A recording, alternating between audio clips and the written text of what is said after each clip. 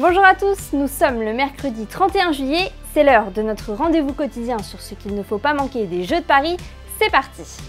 Après une journée d'exception lundi, ça a été plus compliqué pour nos Français hier. L'équipe féminine d'épée a perdu la médaille d'or à la mort subite face à l'Italie. Et en judo, Clarisse Agbenienou a échoué aux portes de la finale. À la surprise générale, son adversaire, qui ne l'avait jamais renversée jusqu'ici, a réussi à placer un waza-hari à 15 secondes de la fin.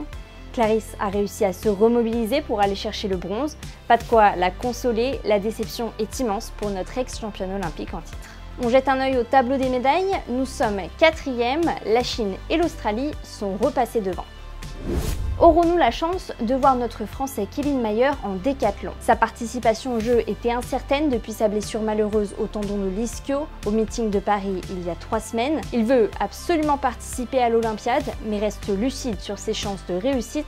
On l'écoute. C'est du décathlon, c'est 10 épreuves à fond, où quand on est à 80%, les perfs passent de 10 secondes 50 à 12,5, donc c'est même pas utile d'y aller si j'y vais à 80%.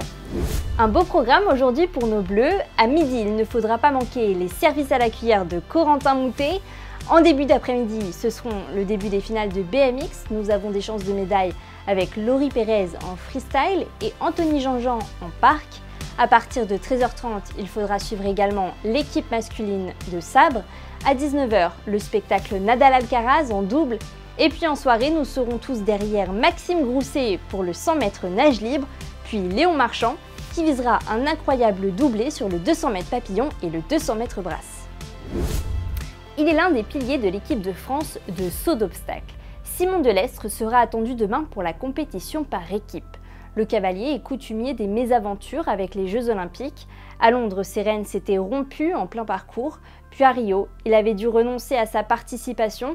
On se souvient, son cheval s'était blessé dans son box la veille de la compétition. On vous propose donc d'en apprendre un peu plus sur Simon Delestre dans une interview menée par Marion Dubois. Alors Simon Delestre, aujourd'hui 43 ans. J'attaque mes 4e Jeux Olympiques consécutifs. J'ai pas vraiment eu le temps d'y réfléchir parce qu'en fait je monte à cheval depuis toujours. Avant 21 ans, j'avais déjà fait 9 championnats d'Europe, poney, junior, jeune cavalier.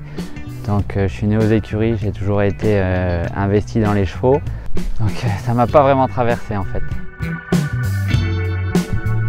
D'autres passions, le problème c'est que des passions on peut en avoir mais on peut pas en pratiquer parce que les chevaux prennent absolument tout notre temps et plus qu'il n'en faut, donc il n'y a pas de place pour autre chose. Usain Bolt, parce qu'il est multimédaillé. Aux adieux de Ryan. Ryan, voilà, qui était un cheval d'exception au fur et à mesure de ma vie, de ma carrière. Et voilà, j'ai eu tellement de complicité, j'ai eu commencé à 5 ans, je l'ai arrêté à 18, donc tu imagines, ça fait 12 ans de complicité et presque 10 ans de haut niveau avec lui. Je dirais on n'a jamais envie que ça s'arrête. Rien de plus compliqué. Moi, ma vie, c'est les chevaux, donc je reste aux écuries. Alors moi, c'est compliqué parce que je mange pas de gluten et je suis intolérant à tout ce qui est fruits de mer et poissons, donc ça va être un steak frites. Je dirais peut-être les îles, la Polynésie française, j'ai jamais été et je trouve ça tellement magnifique qu'on va rester là-dessus. Un site de célébration inédit a ouvert lundi dernier au jardin du Trocadéro. Il porte le nom du Parc des Champions. Notre journaliste Gabriel Chanéac s'est rendu sur place. Alors, qu'y a-t-il à découvrir? Combien coûte l'entrée? Il nous dit tout, regardez.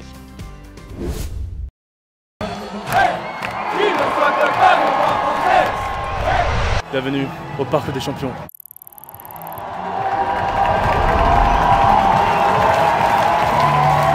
Quelques jours plus tôt, c'est ici que s'est terminé le défilé des délégations lors de la cérémonie d'ouverture. Le site célèbre les médaillés olympiques et il est situé en plein cœur de la ville. Pendant ces 2 semaines, 9 soirées sont organisées et ce soir, c'est la première du site. Au programme, des animations, de la musique, des sportifs, beaucoup de sportifs, comme Antoine Dupont, Pauline Ferrand-Prévot ou la légende du rugby Dan Carter. What I love the most about the Olympics is the fans coming from all different parts of the world together to celebrate with the Olympics. Ah, bah, c'est l'ambiance et bon, voilà, c'est le rassemblement de tous les Français, toute la population du monde quoi. Et un petit déguisement supporter pour la France. Il faut les supporter, ils sont là, nos athlètes. On est là. Le lieu ouvre à 16 h et peut accueillir jusqu'à 13 000 personnes. Bon, évidemment, il faut faire la queue, mais la vue est quand même assez exceptionnelle et le temps est avec nous. À partir de 19 h, le site se transforme en une fun zone où les épreuves sont retransmises sur 4 écrans géants. C'est la magie du sport, c'est la célébration, c'est les jeux, surtout avec Tokyo où c'était à huis clos. Pouvoir revivre les jeux et en plus à la maison, c'est incroyable. Et la fête est ouverte à tout le monde, pas besoin ni de QR code ni de billets, l'entrée est entièrement gratuite. L'émission des Jeux, c'est terminé pour aujourd'hui. Place aux athlètes avec plein de belles compétitions à suivre aujourd'hui et une soirée exceptionnelle en natation. J'en suis sûre, on va encore se régaler.